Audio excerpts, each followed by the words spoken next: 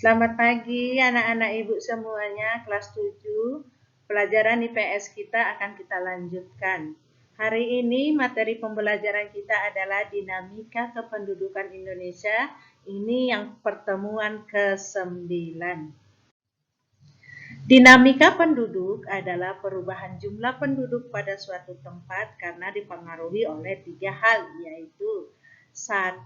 Kelahiran atau natalitas, 2. Kematian atau mortalitas, 3. Perpindahan atau migrasi.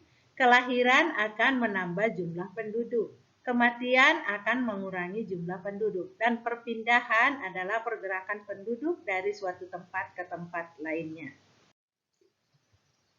1. Jumlah penduduk. Jumlah penduduk adalah yang menempati suatu wilayah pada waktu tertentu, di mana pada saat ini jumlah penduduk wilayah Indonesia kurang lebih 250 juta jiwa, atau menempati urutan keempat di dunia setelah Cina, India, Amerika Serikat, dan Indonesia. 2. Persebaran penduduk. Persebaran penduduk dapat dilihat dari kepadatan penduduk di suatu daerah. Di Indonesia, persebaran penduduknya tidak merata. Ada daerah yang penduduknya sangat padat dan ada daerah yang penduduknya jarang. Pemerintah selalu berusaha agar jumlah penduduk dapat berkembang dengan seimbang dan merata. Untuk itu dilakukanlah transmigrasi atau memindahkan penduduk dari daerah yang padat penduduknya ke daerah yang jarang penduduknya. Wilayah penduduk yang paling padat di Indonesia adalah Pulau Jawa. Karena wilayah Pulau Jawa ini adalah pusat dari pemerintahan dan tanah pertaniannya juga sangat subur karena di sana banyak terdapat Gunung Merapi. Perhatikanlah gambar peta ini. Ini adalah peta kepadatan penduduk Indonesia. Nampak di situ yang berwarna kecoklat-coklatan Pulau Jawa adalah daerah yang terpadat di Indonesia. Sedangkan Pulau Papua adalah wilayah yang paling jarang penduduknya. Begitu juga dengan sebagian Kalimantan.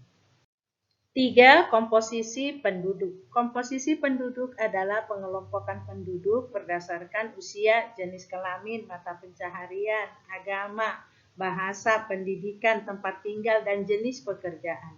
Komposisi penduduk diperlukan suatu negara karena dapat dijadikan dasar pengambilan keputusan atau penentuan kebijaksanaan dalam pelaksanaan pembangunan.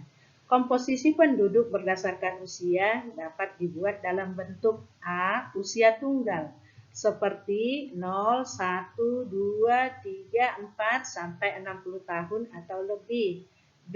Berdasarkan interval usia tertentu, usia 0 sampai 5 tahun, usia balita, 6 sampai 12 tahun, usia SD, 13 sampai 15 tahun, usia SMP, 16 sampai 18 tahun, usia SMA, 19 tahun sampai 24 tahun, usia perguruan tinggi, 25 tahun sampai 60 tahun, usia dewasa, atau lebih besar dari 60 tahun, usia lanjut. C. Berdasarkan usia produktif dan usia non-produktif, misalnya usia 0 sampai 14 tahun belum produktif, 15 tahun sampai 64 tahun usia produktif, dan usia lebih tinggi dari 65 tahun tidak produktif. Pertumbuhan dan kualitas penduduk.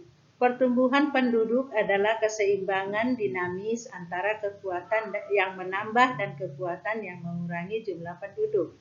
Faktor yang mempengaruhi pertumbuhan penduduk ada 3, yaitu kelahiran, kematian, dan migrasi. Kelahiran dan kematian disebut faktor alami. Migrasi disebut faktor non-alami. Tingkat pertumbuhan penduduk Indonesia termasuk kategori sedang. Untuk membatasi lonjakan kelahiran pemerintah, Indonesia melaksanakan program keluarga berencana.